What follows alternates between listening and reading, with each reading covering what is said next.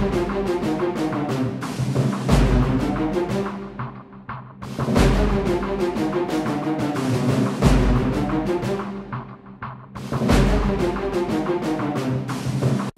everybody, this is Kyle with TheTechnoFiles.com doing a video review of the Sony Ericsson Xperia Play, the Sony certified PlayStation phone. This is a little bit early in the morning, but trying to get things done as soon as I can. This is almost identical exactly to the Verizon version, except now it runs on AT&T and is a 4G phone. Otherwise it's still running Android 2.3 on a 1 GHz Snapdragon. Has an LCD resolution of 480 by 864 pixels, 4-inch diagonal screen, touchscreen, which gets really smudgy. I don't think it's technically the proper way to describe the phone and display, but smudgy works. As you can see, it is a bit bulky compared to, I hate to compare it to, let's just say the Droid Razor. You can probably put two of them to make one of those. But if you've seen the Verizon one, if you looked around online and seen the Verizon phone, pretty much what you're going to get the same thing. Very quick responses to everything. It's flicks of the wrist, flick, flick, flick, everything goes. Of course, the big issue is the slide out portion of the phone, which actually gets you into the PlayStation mode. Although it is Sony PlayStation certified, you still have to buy the games separately, even if you own them already.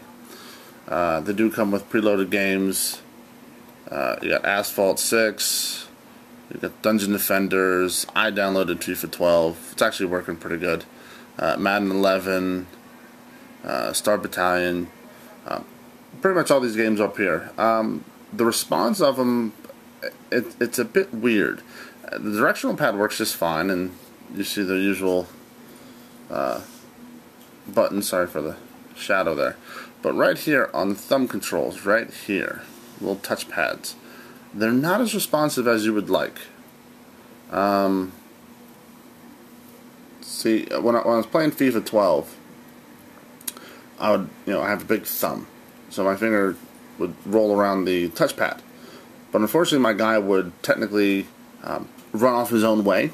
And that is the technical term for just going crazy kooky bananas, and that's what he would do. He would just run off and do his own thing. A lot of times I'd have to take my fingers off the pad to reset the players and get them back into their usual positions. So that was a little bit hard. Also, when you're playing other games like the driving games, the response of it was twitchy, I guess you can kind of say. Not technical terms really, but they should be. Go along the sides here. You have your power button over here. As you can see, you have the mini USB jack, part to take off the back of the battery pack right here, which all is just one complete piece, and it is very plasticky, very flimsy. It feels like it'll snap, pop, and break. You do have a 5 megapixel rear camera with LED flash, and you got your two shoulder buttons that at times just seem trivial at best, and the volume rocker right there. And you also have a front-facing camera. I think it was I can't remember. I think it was, I want to say 3 megapixel. It didn't show up very well when I was doing videos, trying to do Skyping and chatting and various other things. As a phone in its whole, it does what it's supposed to do. It takes the phone calls. It'll handle everything you need to do. Messaging was okay. The keyboard on it, the default keyboard setting, very responsive, and the vibration of it is very good as well. It does let you know when you're hitting the keys. But it is, I have to call it what it is. It's a gimmick phone. Everything revolves around the showpieces, the Sony PlayStation, and with the sort of unresponsive controls, it kind of leaves some of the games half empty. And the graphics, especially with Madden game, it looked as if it was like Madden from Madden 03, 04, very blocky and scissor-handed movements. for what it is, I mean, you are taking a Sony PlayStation game and porting it down to a portable phone. There are going to be some limitations and things like that, and stylistically, when you play the game, it's also very difficult to get used to the passing controls and things like that. If I have to rate it where it's buy it, flip it, or skip it, I'm not going to say buy it. I wouldn't recommend it. If you want something to pass the time, that'll take phone calls and do various other things, you can do much better than this.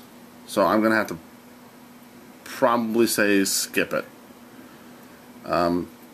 I can see room for improvement if they keep going down the line for the Sony PlayStation phones, where they could get better responses on the touchpads, a more wide array of games to choose from. You can download other ones as well, but everything kind of feels very cramped on a very small scale of a screen.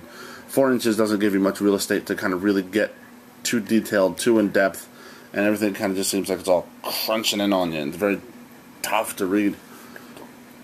So like I said, this is a skip it. It's a shame. I had high hopes for this phone too. But I'm Kyle with TheTechnoFiles.com. That's been the video review of the Sony Ericsson Xperia Play. If only it could have been so much better.